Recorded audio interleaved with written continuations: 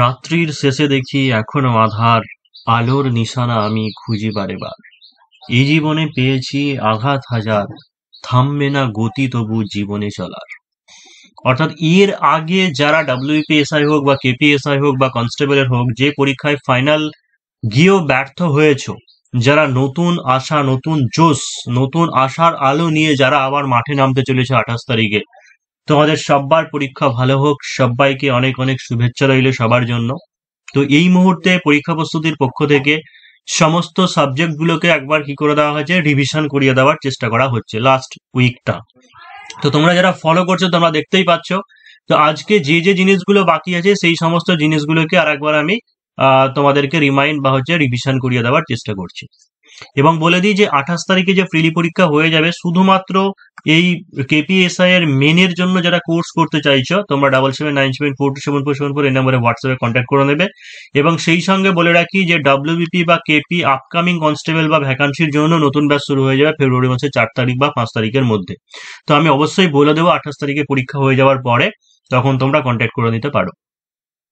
তো চলো যে সমস্ত জিনিসগুলো বাকি আছে সেগুলো একটু বলে দিই। যে মৌর্য বংশের প্রতিষ্ঠাতা হচ্ছে চন্দ্রগুপ্ত মৌর্য।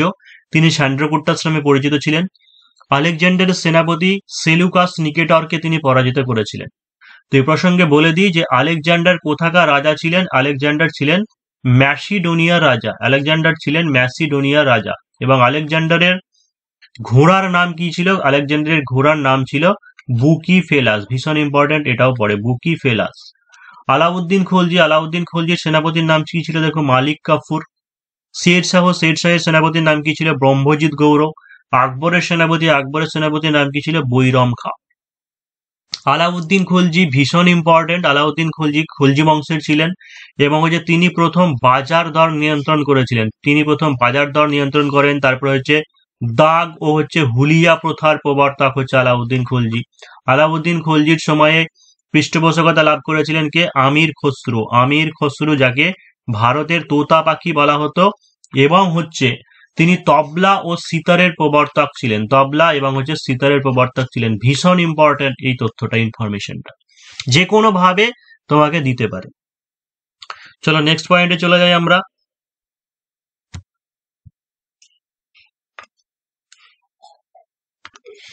বিন্দুসার। এবার হচ্ছে দেখো, বিন্দুসারকে জৈন গ্রন্থে সিংহসেনা বলা হচ্ছে বা ব্রাহ্মণ গ্রন্থে অমিত্রাঘাত। অর্থাৎ দিতে পারে পরীক্ষায় যে সিংহসেনা বা হচ্ছে অমিত্রাঘাত কার উপাধি, সেটা হচ্ছে বিন্দুসারের উপাধি। এর অর্থ কি? এটা ছিল শত্রু নিধনকারী, অমিত্রাঘাত শব্দের অর্থ। তো সিরিয়া রাজা, আর একটা কোশ্চেন দেয়, দেখবি কে কার আমলে ভারতে আসে। তো যে সিরিয়া রাজা প্রথম অ্যান্টিওকাস দামাস্কাস। এখানে একটা জিনিস তো বলে দিই যে টাইপিং টেস্টে কোনো কোনো জায়গায় একটু বানান ভুল হয়েছে, সেটা তোমরা একটু অ্যাডজাস্ট করে নেবে, ঠিক আছে? কারণ এই বানান ভুল অনিচ্ছাকৃত।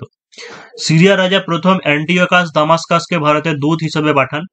মিশরের রাজা দ্বিতীয় প্লুটেনি ফিলাডেলফাসকে দূত হিসেবে পাঠান। অর্থাৎ এই দুজনই বিন্দুসারের আমলে ভারতে এসেছিলেন।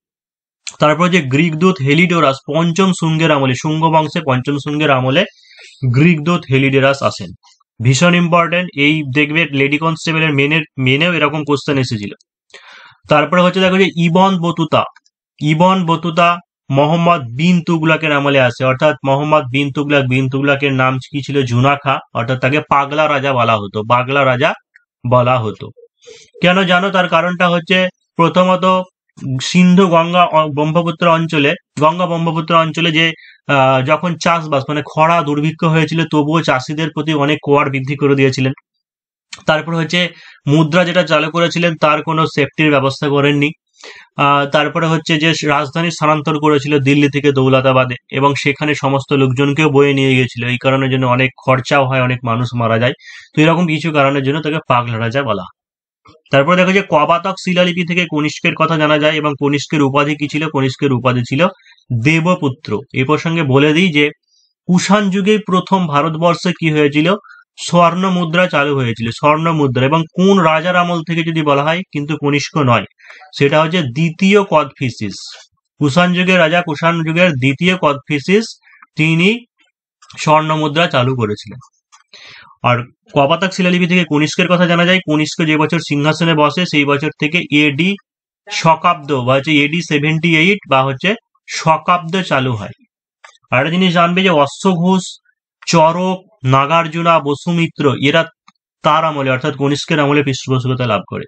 অশ্ব ঘোষের লেখা কি হচ্ছে বুদ্ধচরিত, তাই তো বুদ্ধচরিত হচ্ছে অশ্ব ঘোষের লেখা।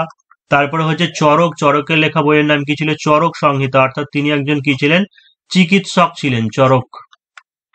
আর মনে রাখবে যে অশ্ব ঘোষ, নাগার্জুন, বসুমিত্র তিনজনই ছিলেন দার্শনিক, তার মধ্যে সব থেকে শ্রেষ্ঠ দার্শনিক ছিলেন নাগার্জুন। কুষাণ যুগে পৃথিবীর প্রাচীনতম বিশ্ববিদ্যালয় তক্ষশিলা প্রতিষ্ঠা হয়েছিল। নেক্সট হচ্ছে দক্ষিণ ভারতের শক্তিশালী রাজ্য সাতবাহন। শক্তিশালী দক্ষিণ ভারতের রাজ্যগুলোর মধ্যে ছিল সাতবাহন, এবং সাতবাহন বংশের রাজধানীর নাম কি ছিল দেখো যে প্রতিষ্ঠান বা হচ্ছে পৈঠান।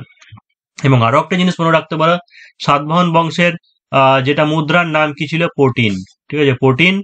বা আরো একটা জিনিস সেটা হচ্ছে সাতবাহন বংশ কি ছিল মাতৃতান্ত্রিক ছিল। এবং বাতাপির চালুক্য বংশ বা কল্যাণের চালুক্য বংশ, চোল, এই সমস্ত যেগুলো রয়েছে বা রাষ্ট্রকূট, এদের রাজধানী কোথায় ছিল এগুলো একটু দেখে নি, এবং প্রথম রাজা শেষ রাজা কে ছিল এগুলো একটু দেখে নেবে।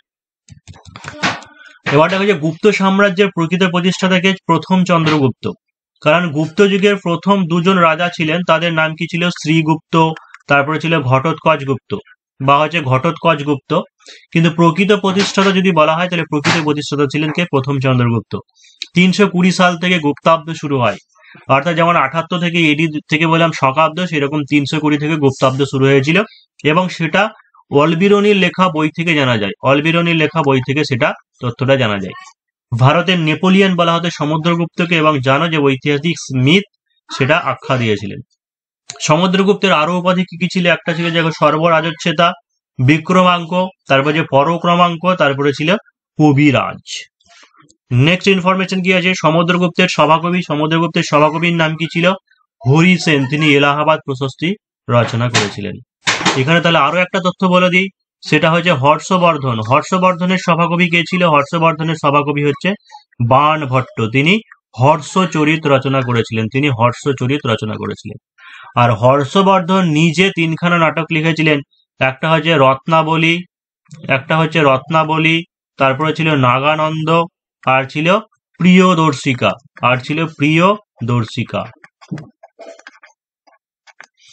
দ্বিতীয় চন্দ্রগুপ্তের উপাধি কি ছিল বিক্রমাদিত্য, তার রাজসভায় গিয়েছিল নবরত্ন ছিল। সেই নবরত্নের গুলোর নাম কি দেখে নাও, যে নবরত্নগুলোর নাম ছিল, একটা ছিল কালিদাস, খপনক, বেতাল ভট্ট, বরাহমিহির, অমর সিংহ, ধন্বন্তরী, শঙ্কু, ঘটকোপর, তারপরে ছিল বারুচি। হয়তো পরীক্ষায় দিলে যে এদের মধ্যে কে নবরত্ন নয় এরকম দিতে পারে, বা নবরত্ন কার রাজসভায় ছিল দ্বিতীয় চন্দ্রগুপ্ত, এটাও দিতে পারে।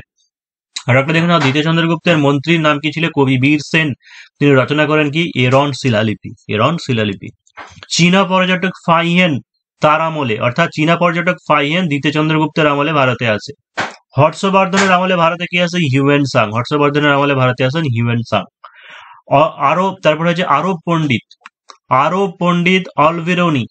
পণ্ডিত অলবিরুনি কার আমলে আছেন, সুলতান মাহমুদের সময় ভারতবর্ষে এসেছিলেন। সুলতান মাহমুদ জানো যে 17 বার ভারত আক্রমণ করেছিলেন সুলতান Mahmud. Sir Thomas Roe, captain Hawkins জাহাঙ্গীরের দরবারে আসে। তারপরে হচ্ছে ফ্রান্স টেভার্নিয়ার এবং হচ্ছে ইতালির নিকোলা মানুক্কি, এরা হচ্ছে ঔরঙ্গজেবের আমলে ভারতে আসে। তো এর আগে মোগল যুগ ভালো করে একবার পরীক্ষা প্রস্তুতি থেকে সার্চ করে নিতে পারো, যে মোগল যুগ বা হচ্ছে সুলতানি যুগ, এইগুলোর ডিটেলস এর আগে আলোচনা হয়েছে, ভিডিও অলরেডি আপলোডেড আছে, যারা চাও অবশ্যই চ্যানেলে দেখে নিতে পারো, সমস্ত কিছু দেওয়া আছে। এইগুলো হচ্ছে রিভিশন ক্লাস, মানে মেন জিনিসগুলো আর একবার রিভাইজ করে দিচ্ছি। তো যারা শুধুমাত্র আরো একবার বলে দিচ্ছি যে শুধুমাত্র কেপিএসআই যারা 28 তারিখে প্রিলি পরীক্ষা দেবে, মেনের জন্য যারা করতে চাও 7797427474 এই নম্বরে হোয়াটসঅ্যাপে কন্ট্যাক্ট করে নেবে, বা আপকামিং ডব্লিউবিপিএসআই বা কেপিএসআই এর জন্য প্রিলি বা মেন যারা প্রস্তুতি নিতে চাইছো, তোমাদেরও ক্লাস শুরু হয়ে যাবে, সেই সঙ্গে কনস্টেবল ধরে ক্লাস শুরু হয়ে যাবে। ভারতের মুসলিম সাম্রাজ্যের প্রকৃত প্রতিষ্ঠাতা কে, মোহাম্মদ ঘুরি। ঠিক আছে, ভারতের মুসলিম সাম্রাজ্যের অর্থাৎ আজমিরে হয়েছিল, সেটা হচ্ছে মোহাম্মদ ঘুরি প্রতিষ্ঠা করেন। এবং দাস বংশের যদি প্রতিষ্ঠাতা বলো তাহলে কি হবে, কুতুবউদ্দিন আইবক। ঠিক আছে, অর্থাৎ মোহাম্মদ ঘুরি তিনি একজন, তার 3জন কৃতদাসের মধ্যে কুতুবউদ্দিন আইবককে শাসনভার দিয়ে তিনি যখন ফিরে যাচ্ছিলেন গজনি, তখন সেই সময় তিনি দুষ্কৃতীদের হাতে মারা যান। এবং কি হচ্ছে যে মুসলিম সাম্রাজ্যের সেই জন্য প্রকৃত প্রতিষ্ঠাতা বললে মোহাম্মদ ঘুরি হবে, কিন্তু দাস বংশের প্রতিষ্ঠাতা বললে হবে কুতুবুদ্দিন আইবক। তো কুতুবুদ্দিন আইবক কি করেছিলেন, প্রথমে লাহোরে তার রাজধানী স্থাপন করেছিলেন, লাহোর থেকে পরবর্তীকালে তিনি দিল্লি নিয়ে যান। তো পরবর্তীকালে সেই কারণের জন্য সুলতানি যুগের প্রকৃত প্রতিষ্ঠাতা যদি বলা হয়, তাহলে সুলতানি যুগের প্রকৃত প্রতিষ্ঠাতা কি হবে, ইলতুৎমিশ। সুলতানি যুগের প্রকৃত প্রতিষ্ঠাতা সেই জন্য হবে ইলতুৎমিশ। তিনি রূপোর মুদ্রা তঙ্কা ও সোনার মুদ্রা জিতল আবিষ্কার করেছিলেন। তারপরে ইলতুৎমিশ আরো একটা জিনিস মনে রাখবে যে তোমার ওটাকে কি বলা হয়, ইকতা প্রথা চালু করেছিলেন, অর্থাৎ সাম্রাজ্যের কিছু কিছু করে অংশ যেটা অভিজাতদের মধ্যে বা উচ্চ শ্রেণীর সেনাবাহিনীদের মধ্যে ভাগ করে দেওয়া হতো, সেটাকে ইকতা প্রথা বলা হতো। এবং কুতুবুদ্দিন আইবক যেটা কুতুব মিনারের কাজ শুরু করেছিলেন, ইলতুৎমিশ মানে তার জামাতা ছিল, তিনি সেটা শেষ করেছিলেন। পোলো বা চৌগান খেলতে গিয়ে দেখো, পোলো বা চৌগান খেলতে গিয়ে কুতুবুদ্দিন আইবকের মৃত্যু হয়েছিল। কাঠের মঞ্চ ভেঙে গিয়াসউদ্দিন তুগলকের মৃত্যু হয়েছিল। অর্থাৎ কে কোন দুর্ঘটনায় মারা গেছিল সেইগুলো এবার পরপর বলে দিচ্ছি। গ্রন্থাগারের সিঁড়ি থেকে পড়ে হুমায়ুনের মৃত্যু হয়েছিল। কালিঞ্জর দুর্গ অবরোধকালে বারোদের স্তূপে আগুন লেগে শেরশাহের মৃত্যু হয়েছিল। শেরশাহটা যদিও বললাম যে মোগল যুগে ডিটেলস পেয়ে যাবে যখন পড়ার সময়ে, বা আরো একবার মনে করে দিচ্ছি, শেরশাহের রাজসভায় বা সমসাময়িক কে ছিল, পদ্মাবত কাব্যের লেখা মালিক মোহাম্মদ জায়েসি।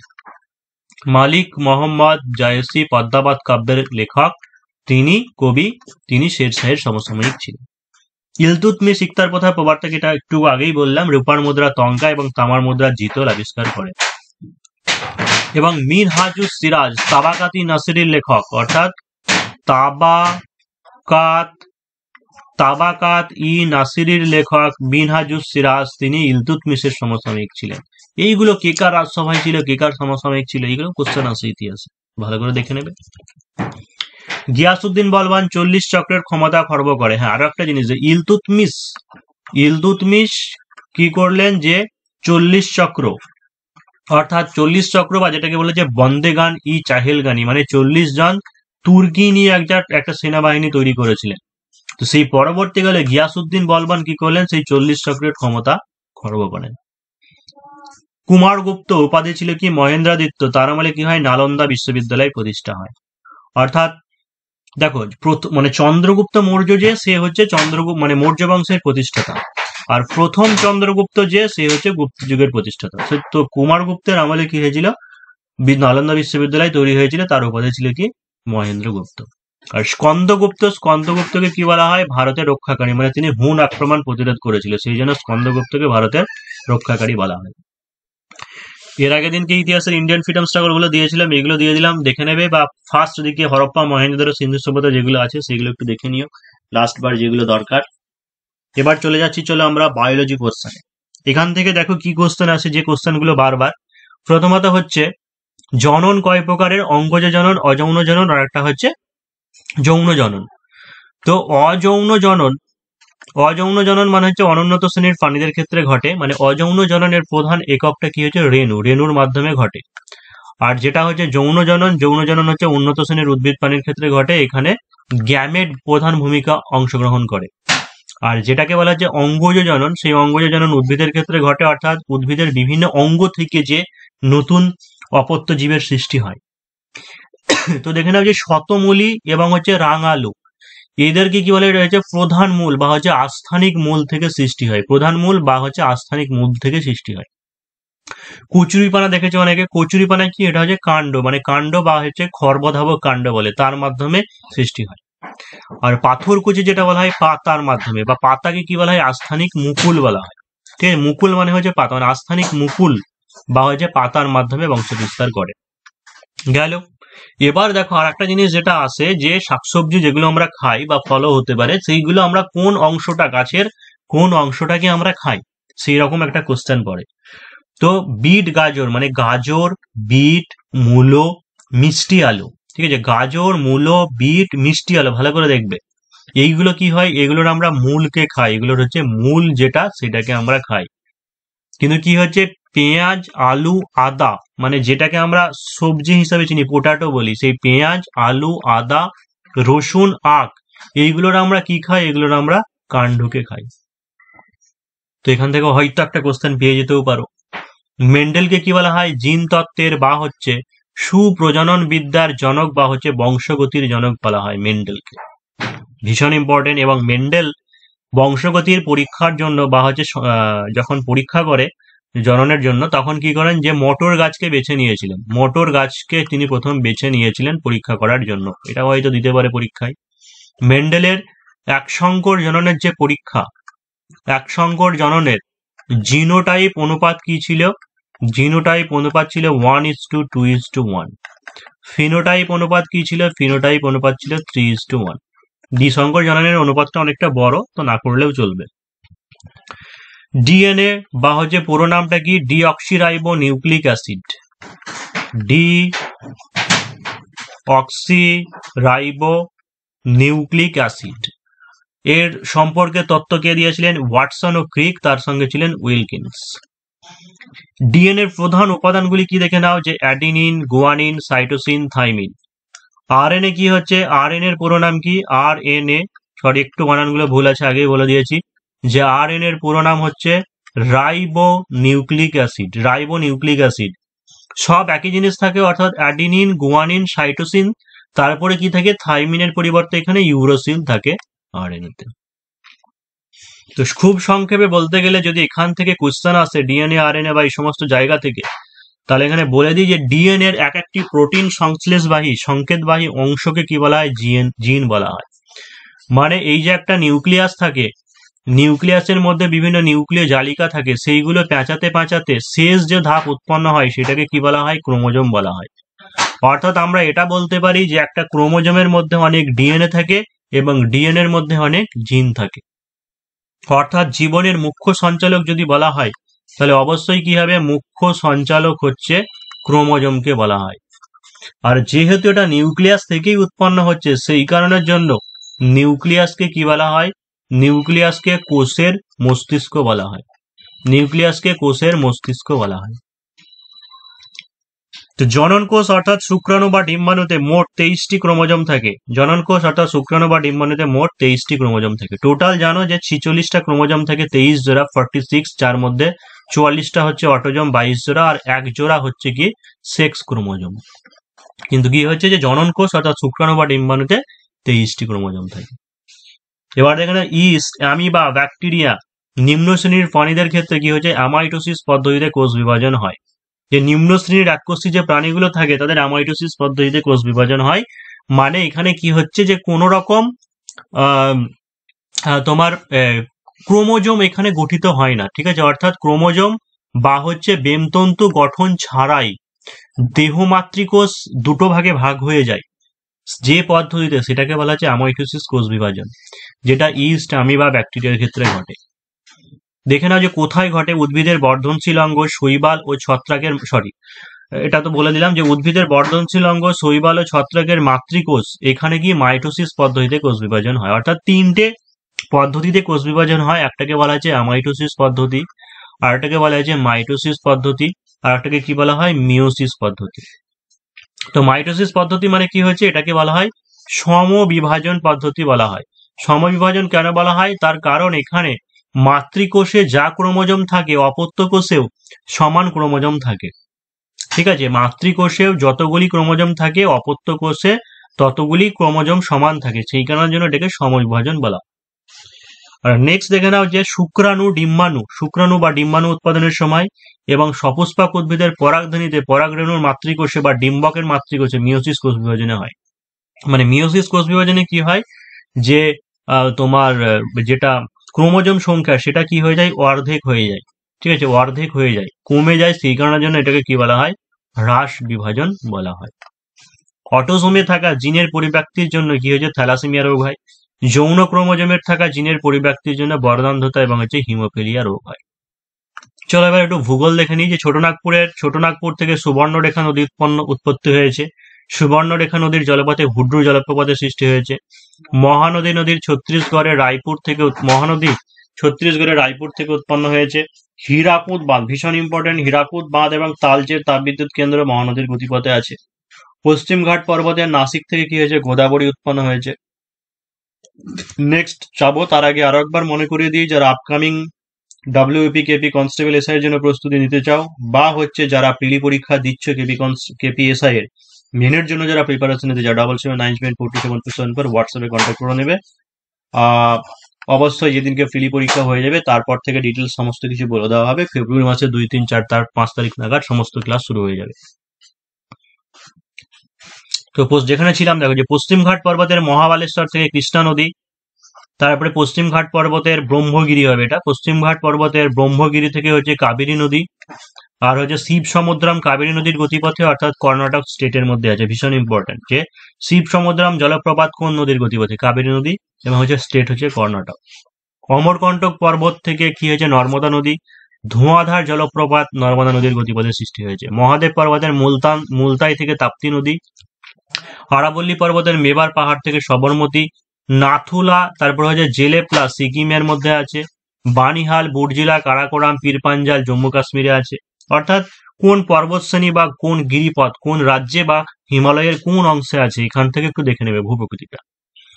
প্রাচীন পলিমাটিকে বলা হয় ভাঙন, নবীন পলিমাটিকে বলা হয় খাদার, নদীবাহিত নুড়ি কাকরকে বলা হচ্ছে ভাবর, কয়লাকে বলা হয় কালো হিরে।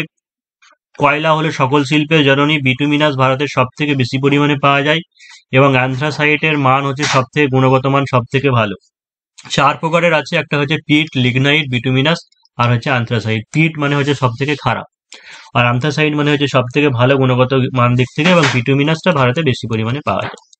কয়লা সব থেকে বেশি উত্তোলন হয় ঝাড়খণ্ড, অর্থাৎ দামোদর নদী, বরাক নদী উপত্যকায়।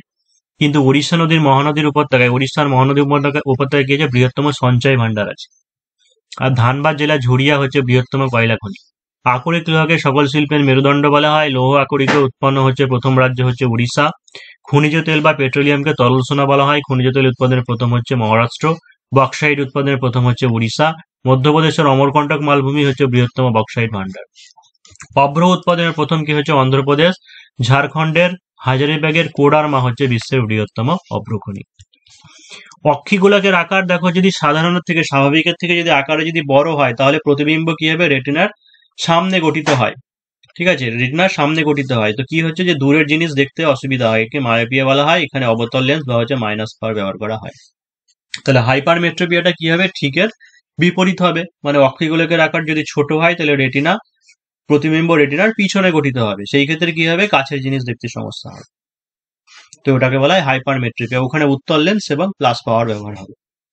তো এই ছিল তোমাদের রিভিশন ক্লাস। কেমন লাগলো অবশ্যই জানাবে। আহ, আর যারা চ্যানেলে নতুন আছে অবশ্যই সাবস্ক্রাইব করে রাখতে পারো, সেটা তোমাদের উপরে ডিপেন্ড করছে।